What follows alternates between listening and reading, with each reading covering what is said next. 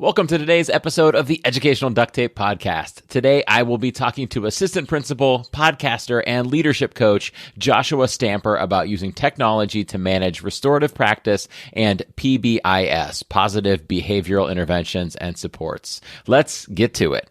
Hi, I'm Jen Giffen from Shooks and Gift the Podcast, a part of the Education Podcast Network, just like the show you're listening to now. Shows on the network are individually owned and opinions expressed may not reflect others. Find other interesting education podcasts at edupodcastnetwork.com. Welcome to the Educational Duct Tape Podcast with Jake Miller. Hello, welcome in. My name is Jake, and I'm here to talk to you about duct tape and educational technology, and how the two fit together to form a goofy metaphor, but also an EdTech integration mindset that I believe can make the selection of tech tools for your learning environment a little bit less stressful. I am so psyched to have Joshua Stamper on the show today. As you'll hear us discuss later, Josh and I met years ago at a great event here in Ohio, and I've been respecting his work ever since. Plus, he's just a great dude. But for all of you, you're just going to enjoy his insights about managing effective restorative practice and PBIS systems using EdTech. Obviously, the relationship parts are the key, and you'll hear Josh talk about that. But that technology can make it efficient and easier on you, so you definitely want to listen. Josh talks about how kind of by using the technology, you could be more efficient and focus on the relationships because you're not spending so much time on, say, the paperwork and the tracking and the data management and things like that. And you can make data influenced decisions when you work with these different students.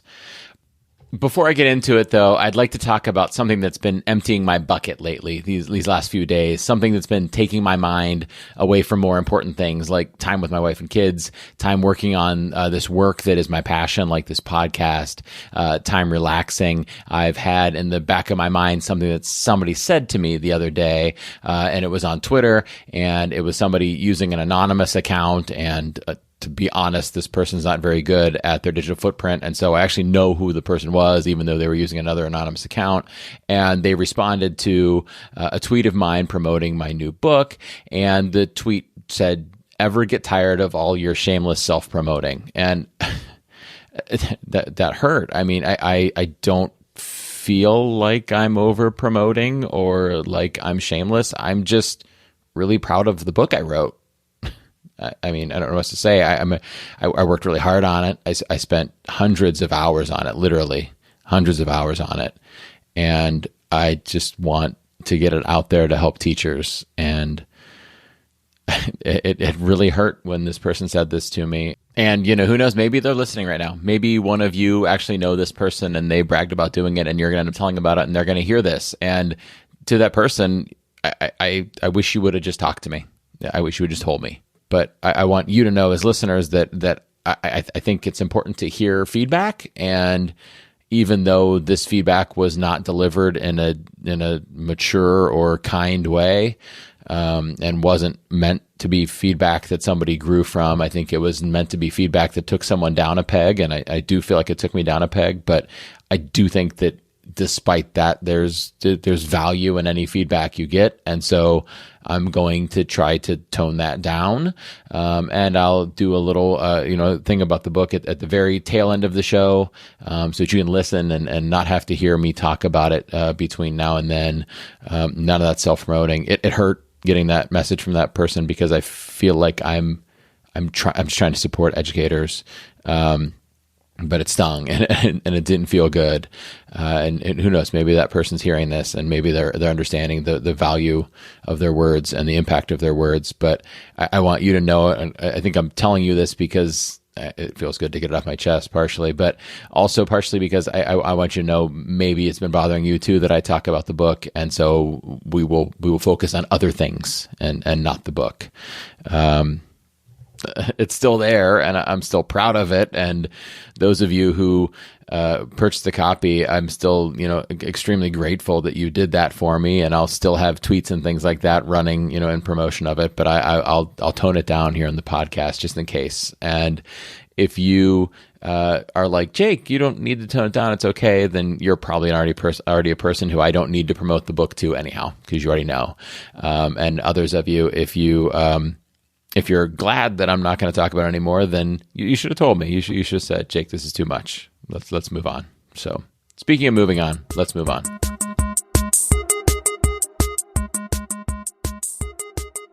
Later in the episode, you'll hear me answer a question that came from a member of the audience, a duct taper, and I'll be doing that in most, if not all, episodes. So if you've got a question that you'd like me to address on the show, tweet it to me. I'm at Jake Miller Tech, or email it to me. It's jakemillertech@gmail.com, or submit it on the show's Flipgrid at flipgrid.com/edu duct tape, or submit a voice message on SpeakPipe at speakpipe.com/edu duct tape.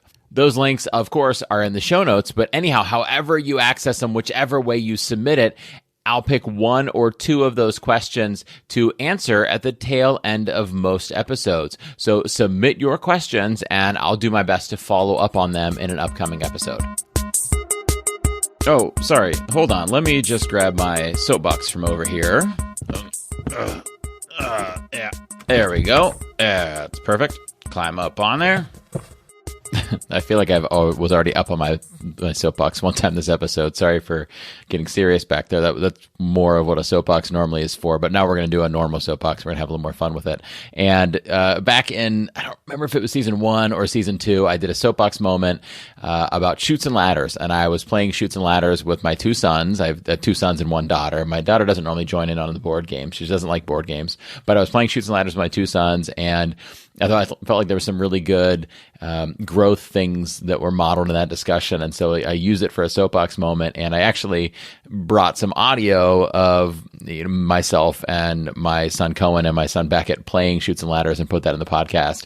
I want to do that again, but I don't have the audio to use this time. So sorry, I didn't have time to take some audio. I should have. Actually, to be honest, I was going to play another game with my son tonight, and the thing that I talked about earlier kept me from playing that game because I was kind of consumed by it, and I just wasn't ready to play games with my son. But this is not related to Chutes and Ladders this time. This is actually related to chess. So my son, my oldest son, Cohen, who's in 6th grade, got kind of hooked on chess a couple weeks ago, partially by his teacher, partially by his classmates. He's playing on his phone, using an app on his phone, but his iPod, using an app. I forget the name of the app, but he's playing chess against his classmates.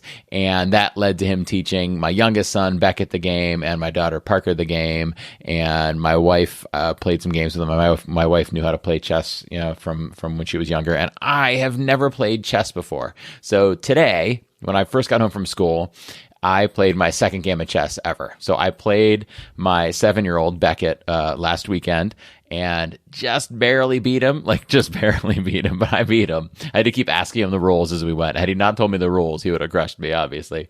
Just barely beat him. And today I played my son Cohen, who's been playing for 2 or 3 weeks and is really into it, and he crushed me. I mean, every move that I made, he was 2 moves ahead of me with something planned that was going to thump me. And I think the game maybe lasted 20 minutes, and I could just see the wheels falling off as I was going. But he did such a good job as he played it because he didn't taunt me. He didn't flaunt his victory. He didn't brag. He didn't tell me he was going to crush me. He was just patient with me as we went. And when things would happen, he would just smile at me. He knew he was winning and he was proud of it, but he didn't feel the need to kind of rub it in against me. And it reminded me of a quote from Plato, the famous philosopher. At least I think it's from Plato. A lot of the times when we quote the ancient philosophers, it turns out the quotes aren't really from them, but I believe this one's from him. I haven't really researched it yet. But regardless of who it was, amazing quote. And it's, never discourage anyone who continually makes progress, no matter how slow. And guess what? I'm making progress at chess. I might never beat Cohen because he's making progress too, right? He's going to keep getting better and better, and I'll keep getting better and better, and maybe I'll never catch up with him, or maybe I will. But the important part is that we're both getting better. We're both making progress. And it doesn't matter how fast or slow we go. And my son Beckett, who I beat last weekend in my first game of chess, he will continue to progress and get better as well because he's really excited about the game as well. But he might not progress as fast as me. We will all make progress and we won't discourage each other. And the same is true for us in our classrooms and our colleagues in our schools and even our students that we work with. As long as we're all making progress, it doesn't matter how slow we're going. As long as we're making progress, that's a good rate for us, right? We're doing the best we can. Don't discourage those people. And so we know that feeling when we're learning a new tech tool, like when we were learning how to teach remotely or concurrently a year ago on Zoom or Meet or wherever we were, and some of you still are doing this. When we started, it was so tough, and it was like, don't discourage me. I'm making progress. I know it's slow. I'm doing my best, right? And now, hopefully, we're preparing to turn a corner and be done with some of this stuff in the not too distant future. And we won't have to do those kinds of things, but we'll continue to grow as teachers, whether it's with educational technology or other strategies we do. And all we have to do is continually make progress, no matter how slow. I often quote Dr. Maya Angelou, and I've quoted this on the show before, and the famous quote, or at least the one that I love from her, is do the best you can until you know better. And then when you know better, do better. And I like to point out when I discuss that, it's not do the best you can until you know better. And then when you know better, do perfect, right? It's do better. It's make progress. Better is a comparative term. It just means better than you used to be, right? And then we can keep going from there. She didn't say we had to be perfect. She said get better. It's an incremental growth, just like me on the chessboard and just like Plato. Never discourage anyone who continually makes progress, no matter how slow. So I'm here for you on the podcast to continue to give you information to help you make that progress and to continue to cheer you on and not discourage you. So I hope you continue to make that progress, no matter how slow. And I hope you're proud of it because making progress is the most important part. And there are a lot of people around us in our schools and in our lives who choose to not make progress, right? Who choose to stick with the status quo and just stay flat. All we've got to do is make some progress, no matter how slow. And I promise I'll be proud of you. Now, if any of you guys are really good at chess, send me some tips because I got to beat my son at this game. I think we'll play tomorrow. So send me some tips so I can beat him up on it.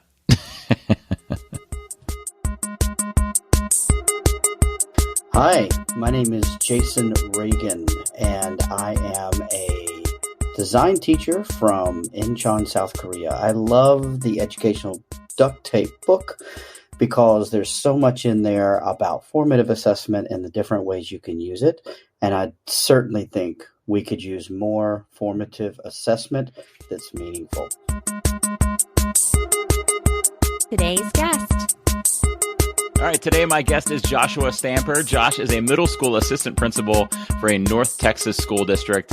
In addition to being an administrator, Josh is the author of Aspire to Lead, podcaster, leadership coach, education presenter, and podcast network manager for the Teach Better team. You can find Josh on Twitter and Instagram at Joshua__Stamper. He gets 2 underscores, and the rest of his contact info is also in the show notes. But as I always say, not just in the show notes, but here in the episode is Josh himself. What's up, man? Welcome in.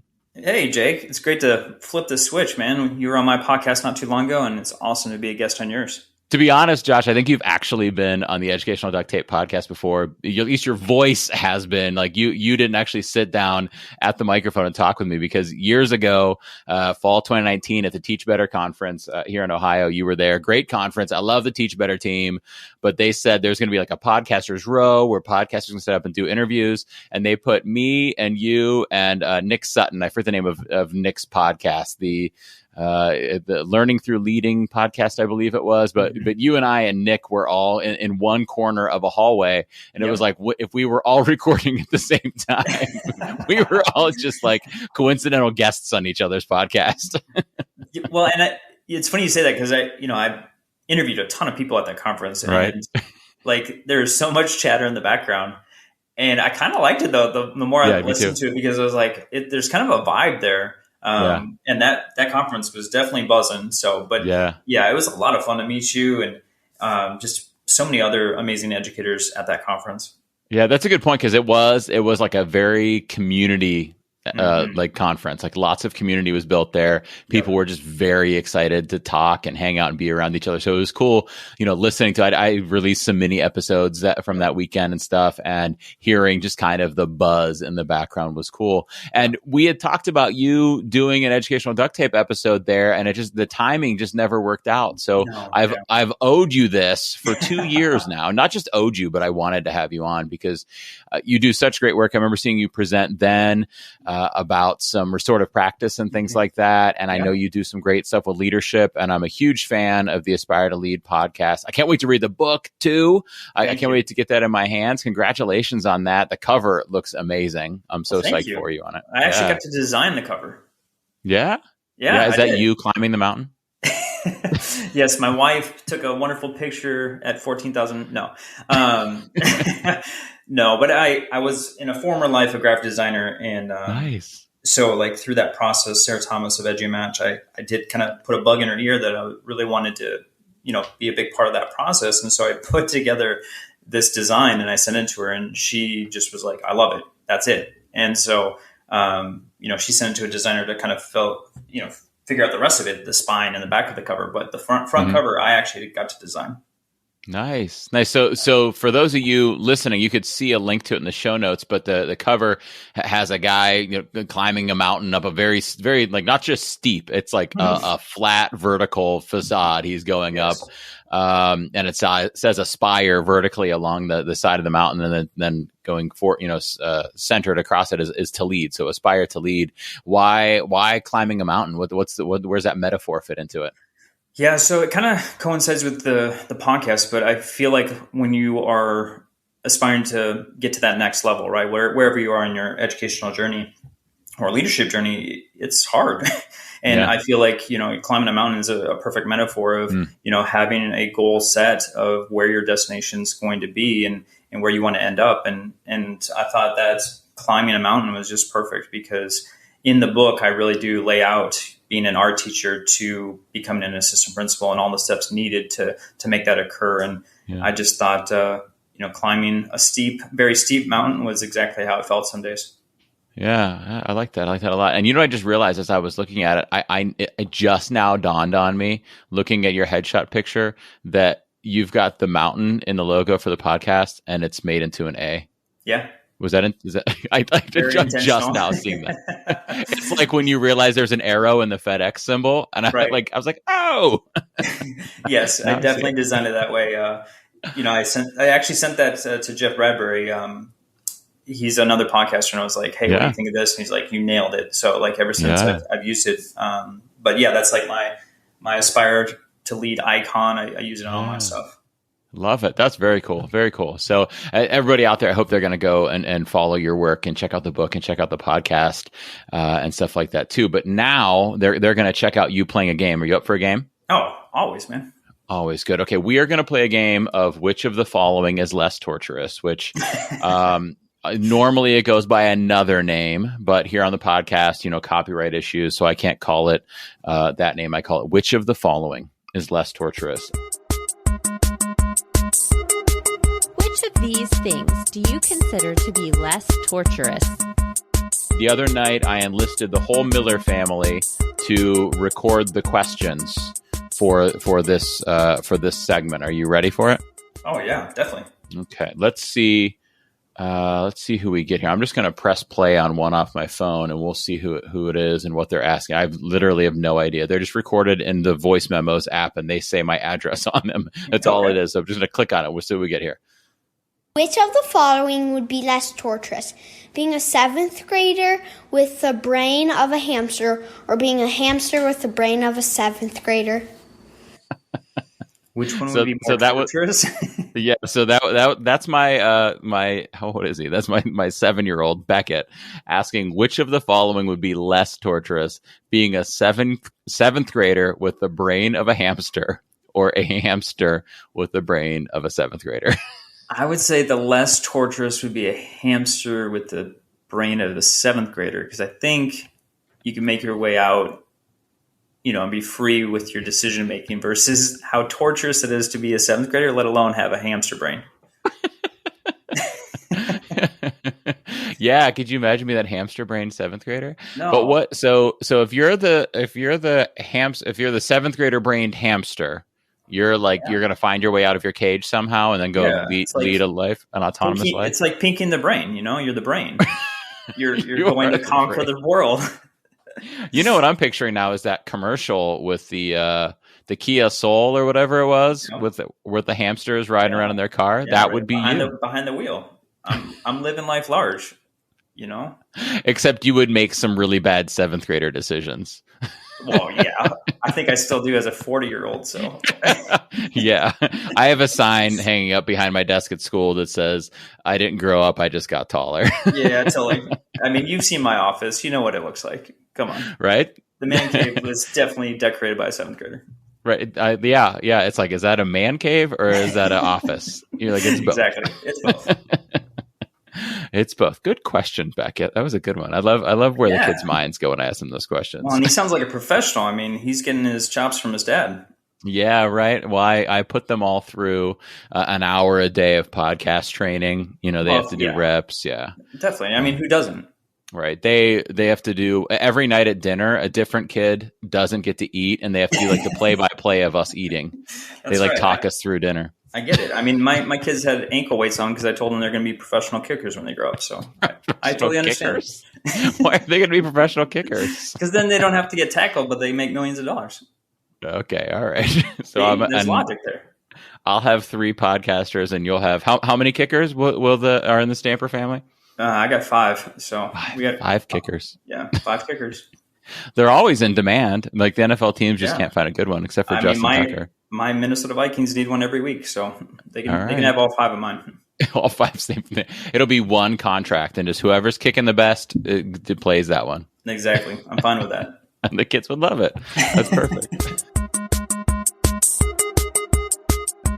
Okay. All right, Josh, now that we've played some games and I asked you a ridiculous question, now I'm going to ask you a more serious question. And I know this one's right up your alley, but also it's a very serious question. I think it's a very important question. So this is the part of the show for anybody listening who might be new to the show where I ask what I call an educational duct tape question. So an educational duct tape question is something that a teacher might ask or an educator, maybe somebody like yourself who's an assistant principal might ask, and we will put some educational duct tape to it, which means we're going to apply a tool, which is the educational technology, to solve the problem. So we never start with the tech. We start with the pedagogy or the teacher problem or the administrator problem or a goal or a need, something we're trying to do for our students, most likely. And then we identify the duct tape that'll help us out with it. So my question for you, and then you'll find the duct tape. My question for you is, how can I manage restorative practice and PBIS in my school? Perfect. So my last campus in the last district that I worked in, this was actually something that we had to manage on our own. We didn't have, the funds to work with purchasing a program to kind of document and gather data for restorative practices, but then also with PBIS. So that's the positive behavioral interventions and support system. We actually had one of our Region 10 came in, started working with us about how to gather data for all these different pieces. So that's, reward systems for our students and documenting when they're doing wonderful things on our campus, but then also when they are making, poor decisions, how are we working with that? So instead of spending thousands of dollars, we had to then work with what we had. And what we landed on wasn't anything that most educators have. It's the Google Suites and using Google Forms and Google Sheets to manage that, to then be able to then flip the data and make sure that our teachers understand what exactly is going on. So just to kind of give you some background, right? So what was happening on our campus was we were working with 3 things, which was detentions, ISS, in-school suspension, and OSS, out-of-school suspension. And those were the only 3 things that we were using for measures of discipline on our campus. As you can imagine, discipline didn't go down. In fact, it increased with those interventions. So what we decided to do was to put a focus on, 1, the positive behaviors that are occurring on the campus and filling kids' cups, by giving attention to the amazing things that they're doing. So the data showed that 90% of our students were doing the right thing every single day, but they weren't being rewarded for that. So what we did was we created a form, broke it down into grade levels, and then put in every single student. We used our tech specialist for this to put every student and their ID number into the system. So it was kind of a drop down, right, for all of these different things in these different fields. So we just had a student name, grade, teacher that provided it. And then we also had an acronym that our campus went with as far as STRONG. So it was, the Campus Strong Initiative. And so the STRONG, each word was a different word that the kids were trying to achieve, right? So if their behavior matched one of the letters within the acronym, then we would assign that letter within the Google form, which then, of course, was on the spreadsheet. So with that, then our PBIS team every week, actually every day, to be honest, that's at first it started with the week, but then we moved to every day. We would actually draw kids' names from that. And that way a child was picked every single day and rewarded, and then their name and their picture got up on the wall in our cafeteria to say, hey, you're a winner. And then we would do it weekly. We'd have a weekly winner in addition, and then a monthly winner. And so those prizes got a little bit bigger. So we were celebrating a kid every single day with our PBIS reward system. And we had drawings too periodically throughout the month with each grade level. So we had these like large buckets, and they were, gold, bronze, and silver for just to represent like the different grade levels. And we had all these different raffle drawings from that. And the PTA would, provide different prizes for us and link us with different businesses within the community. So they would, provide us some more incentives for the kids. And so it got to be, as we went year by year, it got to be a little bit bigger each year. But that was kind of the PBIS system. And then we would take that data that was within the Google spreadsheet, and we would actually show the teachers, how the breakdown was within the grade level. So we'd have grade level meetings, and then we'd say, okay, there's obviously been a focus on this one letter, or we're seeing that more. What can we do to kind of emphasize these other letters and behaviors in the acronym? Yeah. So do you remember, by the way, what the 6 parts were? What the acronym stood for? I really don't. It's been 5 years since I've been on the campus, and I've kind of lost it. I think remember STRONG. Yeah, I think what's important in that situation, is that you start with what are your goals, and then oftentimes it's easy to find an acronym that works along with those, and it becomes kind of serendipitous that you identify those things, and you could figure out an acronym that kind of works with it to make it cool. I know, like in my kid's school, as well as my school, actually, it's PAWS, and PAW in one of them. So I don't know what the P and A and W stand for, I forget. But same kind of thing where they thought about what their priorities are, and then made an acronym out of it. Cool. Okay, cool. So then you look at the data, and then you find out how can we grow some of these other categories? Is that what you were saying? Mm-hmm. Yes, exactly. So we were looking. So like, for instance, if R was respect, which actually I think it was, and 70% of all of the strong tickets were going out were on that letter, on R, then, what are we doing to then maybe kind of get our focus? Is it just that as a teacher, we're looking for respect more so than anything else, almost like a implicit bias with that, because we feel so strongly about respect in the classroom. And so maybe it's just changing our lens. Like maybe we just need to focus on something else and looking, like being more intentional about that, or letting our class know, okay, this is a behavior that I'm going to be focusing more on this week. So if you do these things, if you go above and beyond the classroom, then you're going to be rewarded in that. Just letting the expectations be known prior to the week even starting. So that way the students understand like why you're giving these tickets out before it even occurs. So, and a lot of times the students like, oh yeah, I guess I don't do that very often. Maybe I can start practicing this week. And again, it's just to get the behavior to be repetitious. So the more that they're doing this and they're more mindful of it, then it's no longer something that they're really having to do intentionally. It's just something that becomes natural. Right. And we see that in a lot of different, like, other areas of life, whether it's school or outside of school, but like in the classroom with curriculum, when the kids get a right answer, like those things are powerful and they remember that. Or in sports, when a kid does the right thing on the field or the court or whatever, and you say, hey, I really like the way you did X, Y, or Z, then those things, then they like that feeling, right? And they're more likely to repeat those things. And so that positive incentive, even though, correcting, giving them critical feedback to, areas to grow on does benefit them too. They get a lot out of those positive things too. Mm-hmm. Yeah. So then I'm going to flip it, to the other side of it, right? With the restorative practices, we were using the same system. So we created the Google Forms and the Google Sheets also with student behavior. So for instance, if a student was doing something, for instance, maybe it was like targeted inappropriate behavior or inappropriate language, right? We would have these different categories within our Google form that we use as administrators. But the main thing was finding a way to find data, but then also find the alternative, right? So what could we do within the system to teach the behavior versus just punish? And so we were trying to be really mindful of like finding alternative ways and then be able to document that. So that way we can also then provide that to the teachers, but then also provide that to the district, because it was something that we were piloting on our campus because we felt so strongly about it. And it wasn't a system that was out there just being used universally in our district. And so we wanted to show not only to our teachers and to our parents, but also to the district to say, okay, these alternatives are something that we're using on the campus, but they're working. And this is the data to show that, right? So for instance, if a student got in a fight with another student, we would then, in turn of just ISS and then send them back to class, would have a restorative circle where that's an administrator, the two students that got in a fight, work through the issue, try and find a resolution as far as how to restore the relationship.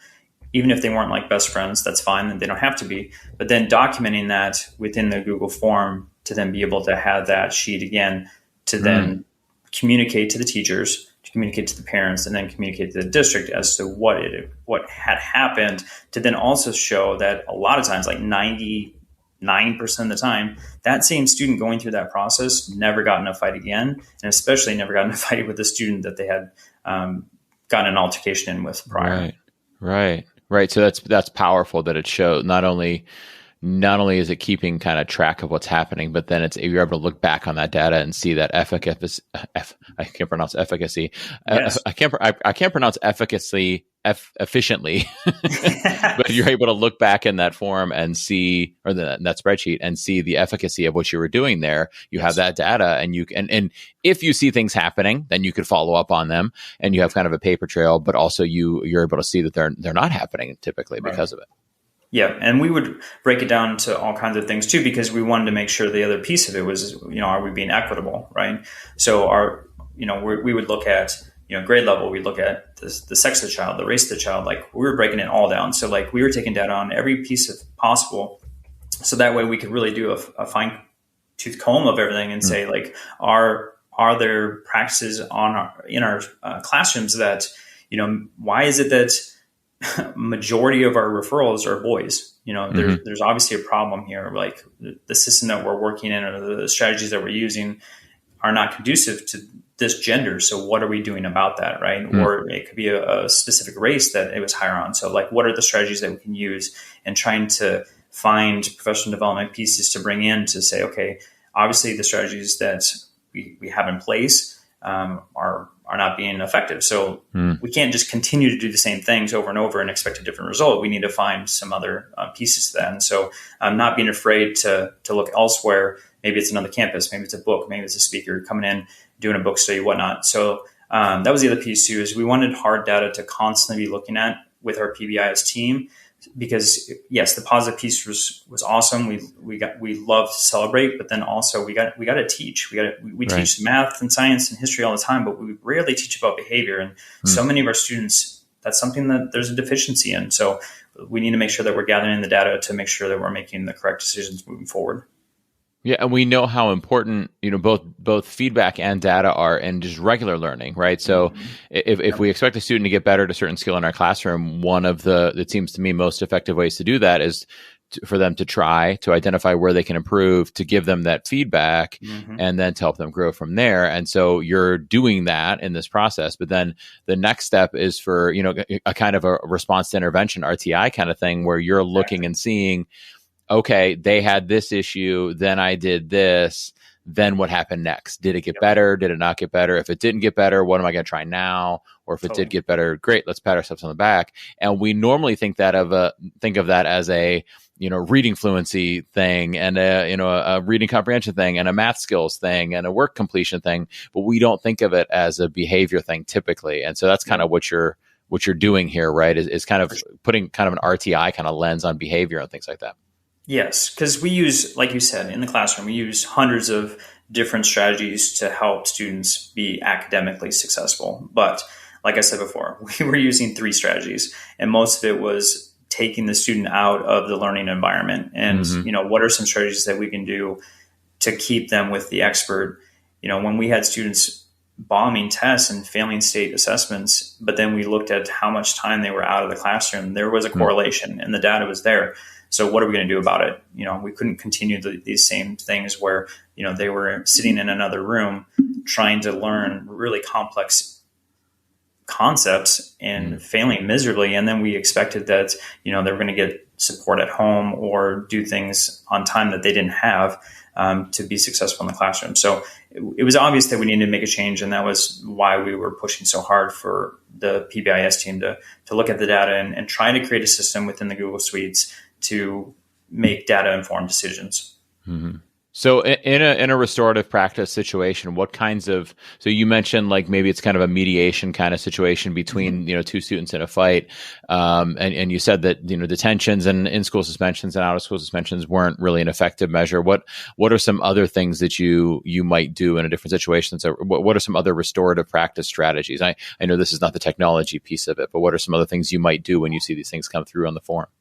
Yeah. So the main thing, like, for instance, when we were taking the data was we were realizing that a lot of times the students were missing time in the classroom for real low level pieces within our discipline matrix. So for instance, a student being off task, is a low level behavior. However, a student unfortunately was kicked out of class for that, or disrespect, which is a very subjective term in general, right? Someone next door to me in a classroom could find disrespect look very different than how I would feel being disrespected, right? So we didn't have like the same verbiage of what disrespect looked like. So in cases like that, what we do on our campus now is a push-in. So what that means is that they call the front office and anyone that's available, so a counselor, even a coach or an administrator goes into the classroom and just sets foot in there while the teacher then goes outside with the student to have a very short conversation. Typically, they do this on a walk, right? So it's typically 3 to 5 minutes where the student and the teacher are able to have a conversation. The teacher is able to identify with the student as far as the behavior that they dislike and are teaching them and kind of getting some background information as to why the student is behaving in that way. Because as we know, behavior is a form of language. They're communicating something to you. So if they can get to the bottom of it quickly, they can keep the relationship with the student and then bring them back into the learning environment. And often that's the case where the person stepping into the classroom is really just kind of keeping watch of the students while the teacher's just stepping out. Typically, they're usually working on something anyways, on a class project or whatnot. And then that way, for instance, if a student is sent to the front office, well, that teacher has lost and has a broken relationship with the student. Who is actually getting the relationship with the student is the administrator that's handling the situation. And so they create a bond and, fix the behavior, and there's some teaching there, right? But then the student is sent back to the classroom, and that relationship is still broken between the teacher and the student. That's never repaired. That's never restored. So this allows the teacher to still have the power within that concept, but then also continues to build within the relationship. So that's just one of many examples, but like, I'll give you another quick one. Like a student stole something in our library at a book fair. And so instead of sending him to ISS for that, I sat down, did a restore circle with the librarian and the student had to decide how he was going to fix that that piece. He handed over the book. He didn't need to steal it. It was more for, to show off to his friends. But he decided he was going to be like the secret shopper the rest of the week and help in the book fair. So every morning he woke up early, came in and helped the librarian for 5 straight days, just kind of manage things, like manage the books, look to see if anyone's stealing, make sure all the students had their backpacks at the door so they weren't able to come in and steal like what he was trying to do. So a lot of people are like, oh, well, he got off. Well, no, actually it was worse on him. He spent 5 extra days of his own time before school. And guess what? He actually created a really strong relationship with that librarian he apologized to her. I mean, he learned so much more valuable lessons through that than me just throwing him in a room, sitting there being bored for a day, So, it's just that alternative piece.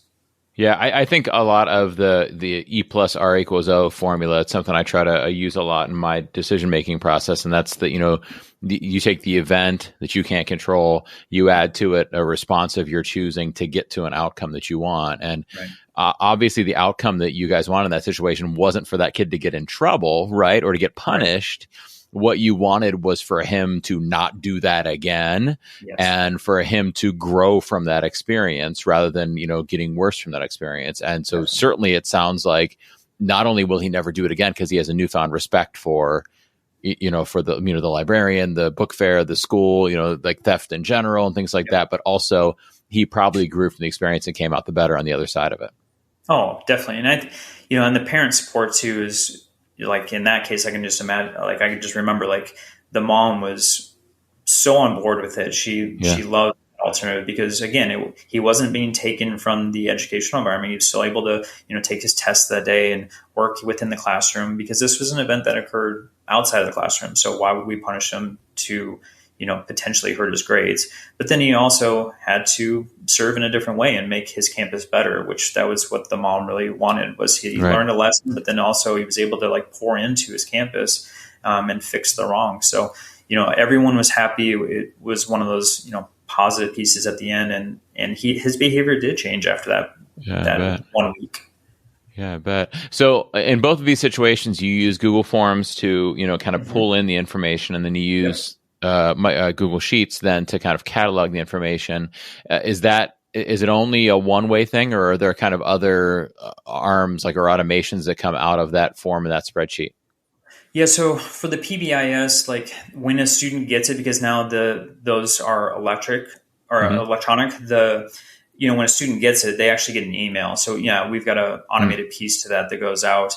And then we've got some tallies that work for our teachers so that they know, like at the end of the week, okay, any student that gets, like for our campus now, if any student gets 5 tickets within a month, then they get to go out, and we have like this PBIS time where they get to go out to the field, have an ice cream, and have like what is our warrior time. It's like a 41-minute intervention time. We actually designate that to reward any student with 5 tickets. So the tally marks, are simple for our team leads to kind of look at and see very simply, okay, these 120 students have hit that mark. So we're going to pull them, and they get an email already when they hit that 5 because it's automated. So the kids already know, the parents know, and the teachers already know just due to those, pieces within the form in the spreadsheet.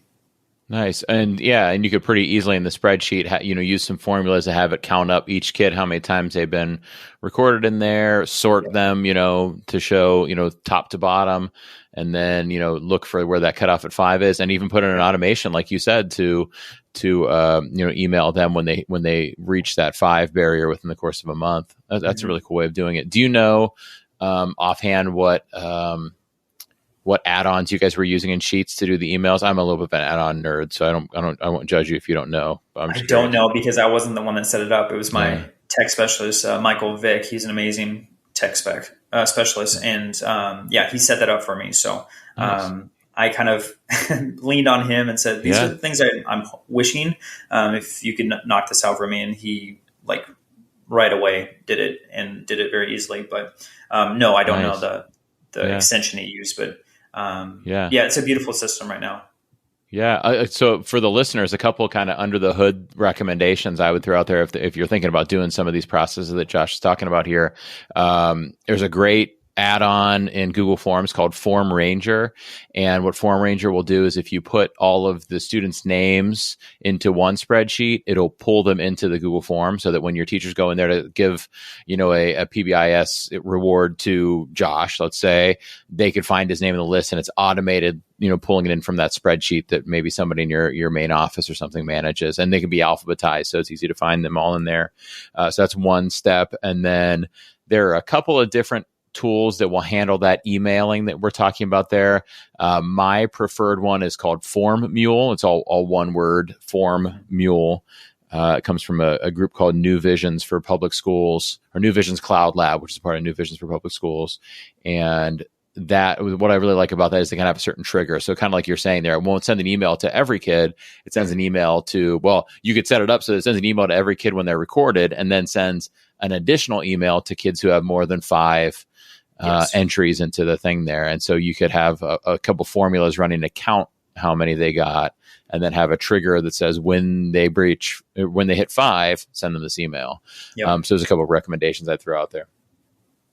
Yeah, we send it where every single ticket they get 1, and then also the 5. Yeah, that's how we do it. Yeah, that's cool. And so the teachers then, this sounds like, whenever I hear about these kinds of things, it sounds kind of like a lot of work for the teachers. Not a lot, but like you're in the middle of teaching and you're like, oh, this kid did something really good, I need to go record that. But in reality, they don't have to record it at that exact moment, right? They could like maybe keep a running post-it note during the day, and then at the end of the day, put them all in.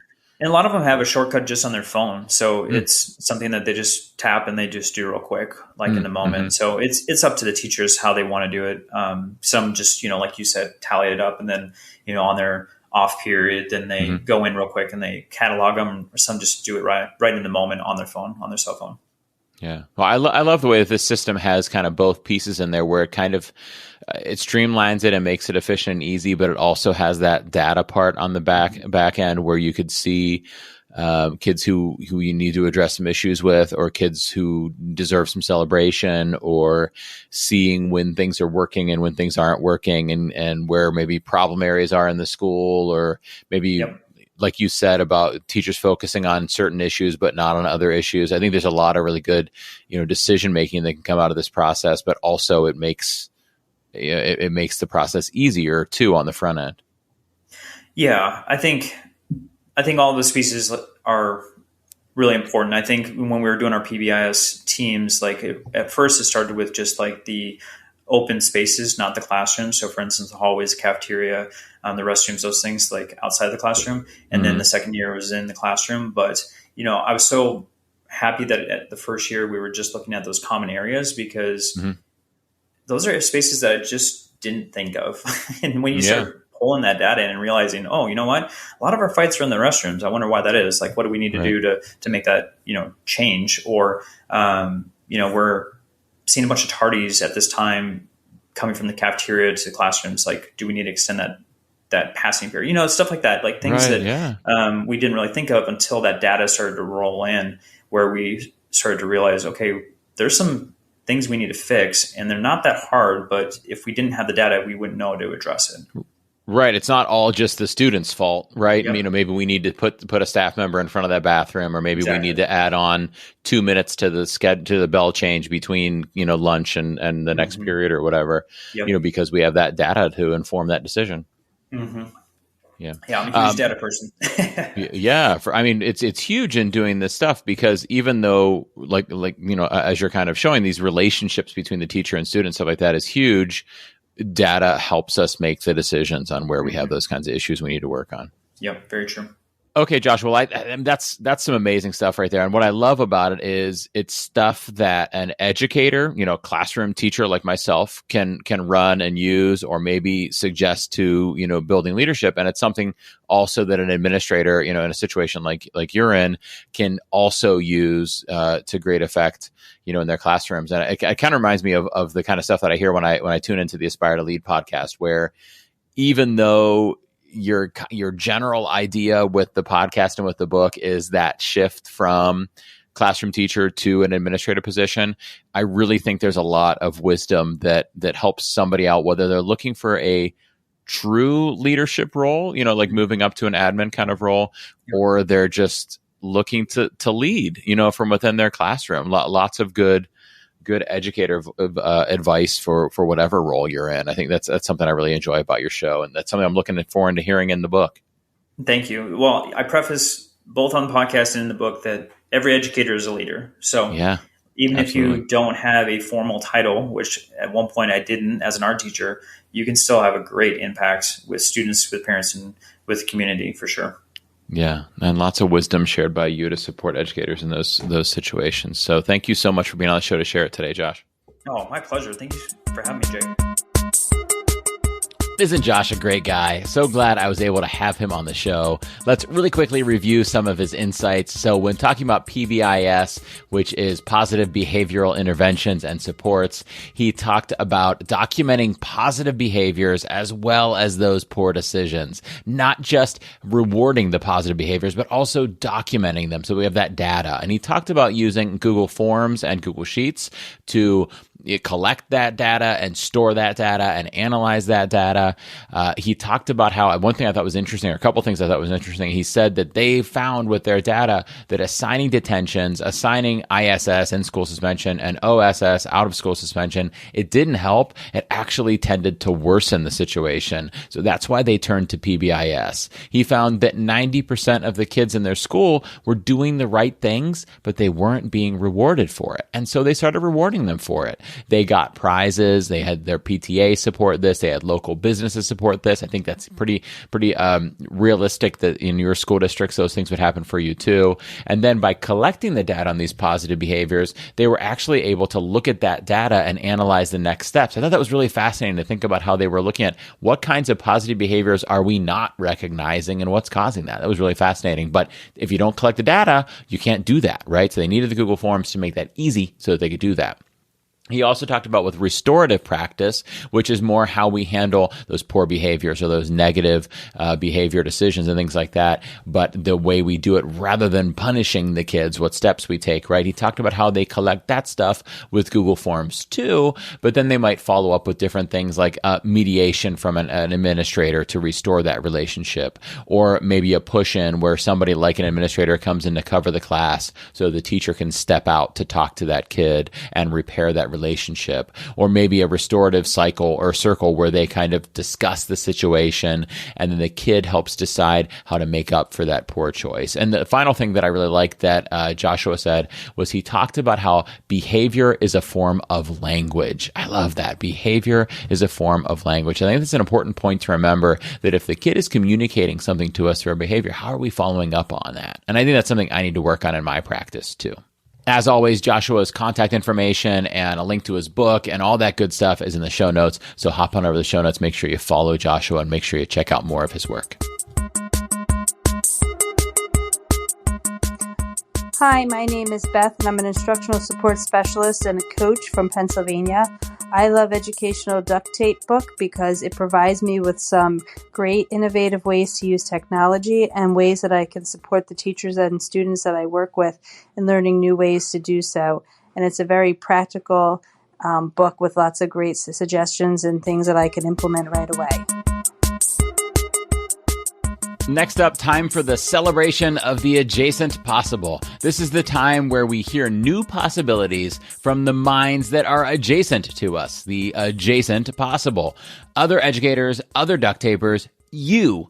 By hearing from each other and sharing with each other, we add new items to our own adjacent possibilities. So I've already kind of showcased two different adjacent possibles earlier in the show. You heard the quick endorsement from Jason Reagan. Jason, thank you for that. And then you heard the endorsement just a moment ago from Beth. Beth, thank you so much. I do appreciate the kind words. As my new friend on Twitter told me the other day, stop talking about it, Jake, but I'll let Jason and Beth talk about the book for me. So thank you guys. Let's now dive into today's actual adjacent possible piece, which is actually slightly old, and it comes from Sarah R. And Sarah, I apologize, I don't know your last name, so I apologize for not knowing it. But it came from a question that Sarah Kiefer, not Sarah R., Sarah K., asked on the Flipgrid for the show a couple years ago, I think, and I think it was even before the pandemic occurred. And she was asking about screen monitoring in schools and maybe what tools we prefer and what how you could frame it to an administrator to get support for purchasing a screen monitoring program. And then Manny Curiel, who most people probably know from being on the show in the past, responded. And I have shared Sarah's question and Manny's response a while back, but then a while later, Sarah responded. And I've never shared Sarah's response, but Sarah's response came early on in the pandemic, and it talked about how she's now using her screen monitoring program of choice, or at least the one that her school has, a little bit differently during remote learning. And so maybe that's not relevant right now at the moment because maybe she's not in remote learning anymore, but I think it's got an important point about how these tools are valuable beyond just being the catching kids goofing off during class and playing games thing that we thought it was. Like, we thought maybe it was just a way to catch kids playing cookie clicker while they're supposed to be paying attention, but it's actually a little more. Let's hear Sarah explain why. Hi, Sarah and Jake. Pre-COVID, I used screen monitoring, and I would just run it all the time on a schedule. We used GoGuardian, and it was just more like to keep the kids honest, or if we were doing a project, I could help troubleshoot things from one location and not like disrupt them if they were working, or they could message me on GoGuardian. Now with hybrid learning, this is the only thing that helps me feel normal. My kids have work days when we are in session and use a flipped classroom model, so they're working at home, and then when we're in session they have time to ask questions and work on problems that they've been doing at home. And I can see their screens. I can open the document if it's a shared document that they're on just by clicking on the links, like the tabs that they have open, and we can chat. And I've been able to check in with kids and say, like, what's going on? Like, you don't look okay, you're not acting yourself, or even like, hey, I've noticed you're not turning some assignments in. Is there something I can do to help you? And having those conversations that I would have had within a personal space that we can't do anymore is the only thing that's making me feel normal anymore. But also, like, being able to lean over their screen and say, yeah, you're doing that right, or, you know, you just need to make this small adjustment and you'll understand a little bit better. I hope that helps. I hope you can get some screen monitoring for your kids and use it for good and not for gotcha. Sarah, thank you so much for that response. I think it really showed the power of these different tools. As you said, using it for good, not just gotcha. And so at my school, we use Hapara. GoGuardian is great too. It's just that my school district happens to use Hapara. And I am very similar in the ways that I use it. Even when I am, doing a little bit of the gotcha and saying, hey, you're off task right now, that normally is an opportunity for a discussion with a child. It's not like you're sent to the office. It's like hey, I noticed you're off task. Do you need some help on the work? And a lot of times they do. Or are you feeling frustrated? Maybe something's going on, right? And this just becomes a touch point that I could have with the students. And I'm back face to face with my students now. So it's a little bit different from what Sarah was talking about a year or so ago when she left that response. But she's also right. There's more that you could do in there than just that. You can chat with the kids. You can message the kids. You could send links to the kids. You can see what the kids are working on, in a quick, fast way. It might not be, streaming quality of what's going on their screens, but it's nice, a kind of little formative assessment piece. So I think there's some really good value in that there too. And I will, in the show notes, as always, put a link to Sarah's, because it was a Flipgrid response, put a link to that Flipgrid so that if you want to respond to Sarah, you can. And Sarah, if you're out there hearing this, I hope you are. And thank you for sending it in. I'm sorry that I don't know your last name from your Flipgrid, but thank you for that message. I really do appreciate it. If you would like to be a part of the celebration of the adjacent possible in an upcoming episode, we'd love to have you. You could share feedback, ask a question, share a takeaway, or share something that you're excited about, whatever you prefer. You could do that with an Apple Podcast review, a post on social media with #EduDuckTape, on this show's Flipgrid at flipgrid.com/EduDuckTape, or on the show's SpeakPipe page at speakpipe.com/EduDuckTape. Those links, of course, are also in the show notes. And if you share something on one of those platforms, you've got a really good chance that I'll share it here in an upcoming episode. So that does it for today's episode. If you enjoyed what you heard, please tell a friend, tell a colleague that's more of an acquaintance than a friend, tell an enemy, or share about it with the #EduDuckTape on social media. And if you really liked it, please consider rating the show on Apple Podcasts. Check the show notes for details about signing up for my newsletter, joining the Duct Tapers Facebook group, inquiring about having me work with you or your team of educators, getting some podcast stickers, and more. Thanks for all that you do as a listener, as a lifelong learner, and as an educator. Have a great day, and I will see you in a fortnight or so.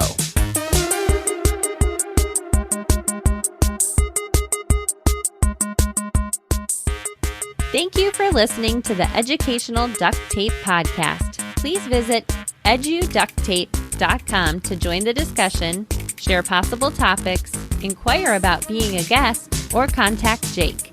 And remember, duct is spelled with a T, not a quack quack K.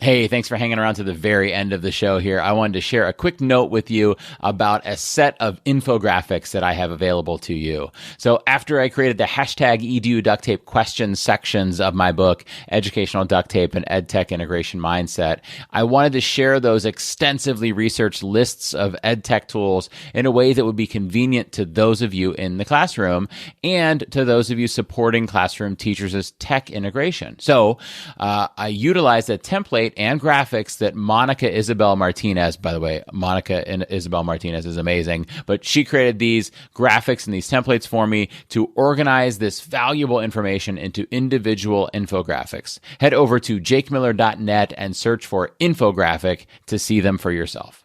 Earlier in the episode, you heard a few of our duct taper friends sharing some kind words about my book, which feels oh so good, and I really appreciate it. So thank you to those friends who recorded those. But it's unclear if these people were being unselfish in their support of me, or they're just being selfish and want to win a free copy of the book for themselves or their friends. Well, first of all, I'm going to assume it's a little column A and a little column B. But the reason I bring this up is because by recording one of these short audio endorsements before the end of October 2021, they were entered to win a free copy that they can choose to keep for themselves or give away to a friend. And so if it's not too late, if you would like to win a free copy of Educational Duct Tape and EdTech Integration Mindset for yourself or a friend, here's what you've got to do. First of all, this only goes until the end of the night on Halloween 2021. And to be eligible, you have to have purchased and read the book. So that's the first two things. Before the end of October, number one. Number two, purchase and read the book. Number three, click the link in the show notes to the podcast's Flipgrid or SpeakPipe, and then record an endorsement for the book, assuming that is that you liked it. So please don't lie. But also, please don't record a message about how much you hated it. I mean, gosh, I'm fragile, guys. I do, I have feelings. If you have nothing nice to say, just don't say anything at all. Anyhow, record that positive endorsement and you'll get to hear yourself in an upcoming episode. And if you're lucky, you or maybe your friend might be a winner. All you've got to do is tell us who you are, where you're at, what you teach, and what you liked about the book. Easy peasy. Lemon squeezy. Again, the contest ends at 11:59 p.m. Eastern Time on October 31st, 2021, the spookiest deadline for a contest ever. So grab your copy of the book, head out trick-or-treating, and then head to the Flipgrid or SpeakPipe in the show notes and record your endorsement.